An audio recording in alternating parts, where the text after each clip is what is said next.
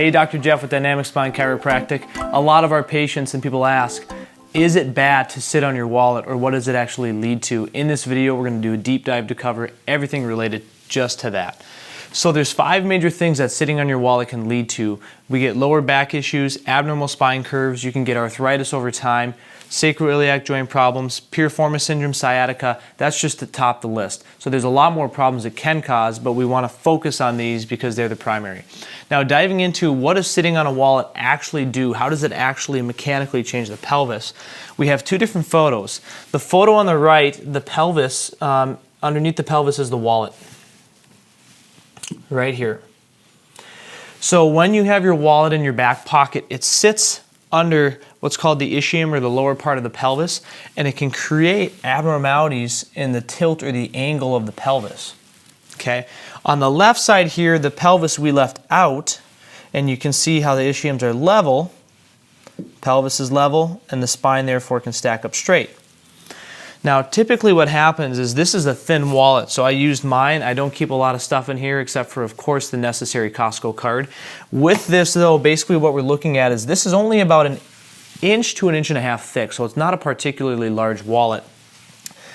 It can create up to, when we measure this angle, it's about a 12 to 15 degree angle in the pelvis, which is considered very significant from an x-ray finding. This obviously we just performed on a model. I do want to make one note. It is impossible to tilt the pelvis without creating a curvature, a compensatory curve in the low back. Okay? They go hand in hand. So, I mentioned that here, which then creates a compensatory curve in the lumbar spine. So from the lower back standpoint, we then create this curvature.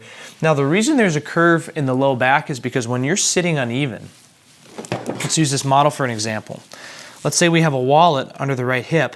Your body's not going to just tilt and sit crooked. The curve is actually going to help to try to get you back to center so you feel balanced, right? So the curve is just to make sure that you're still vertical. But the problem becomes when you're using these wallets in your pocket for a long period of time. The best example that we have is we have a lot of patients that travel for work and they're on the road for anywhere between 2 to 10 hours a week or more. And if they're having a wallet under their back pocket, it's starting to actually create pelvic imbalances and changes to the ligament structure that can be permanent. So again, you cannot tilt the pelvis without affecting the low back. So something else that can cause is called piriformis syndrome.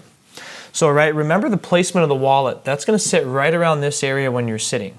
Okay, just above that region, you can see this muscle belly here. That's called the piriformis. Now, it's a small muscle that deals with primarily the rotation of the hip joint. But what happens is that can compress into the piriformis muscle and cause quite a bit of lower back pain.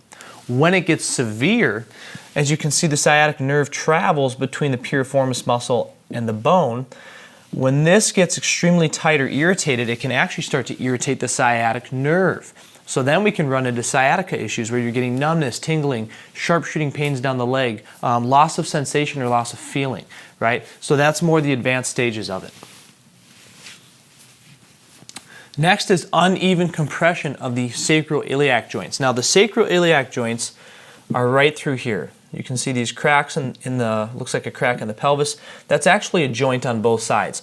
Now, in an ideal world and with an ideal spine, these joints will bear weight evenly from left to right. Okay, just like a building is nice and straight and the structure is balanced, the spine should be the same way.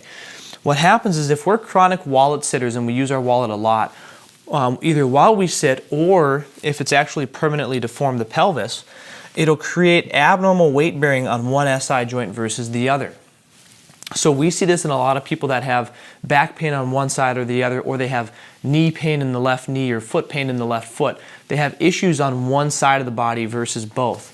Typically it can be because one side is bearing, let's say, 100 pounds of weight, and the other side over here would be only bearing 80 pounds, right? So there's a discrepancy in side-to-side weight bearing. We want to make sure we try to balance that load as best as possible. Now, over time, let's say this is our pelvis, and yes, we'll see pelvises like this. This is actually pretty minimal compared to what we see, where we x-ray their spine and they have a tilt or a change in the angle of the pelvis itself. What happens over time is these joints can start to develop arthritis. So that's more of a long-term problem. The arthritis isn't there just because it wants to show up. It's there because of the abnormal loading between the left and the right sides. So that's crucial to know. We want to make sure that's nice and level. So in a brief summary of all of this, should we be sitting on our wallet? It's an absolute no, without a doubt. There's no benefits at all to sitting on your wallet, and there's quite a few things that can go wrong, not just lower back pain, but even more severe conditions over time. And the longer you sit on it, the higher the risk you have of developing those problems. So I hope you guys enjoyed the video. My name is Dr. Jeff Watson. Remember, don't fight the pain, fix the problem, and have a great day.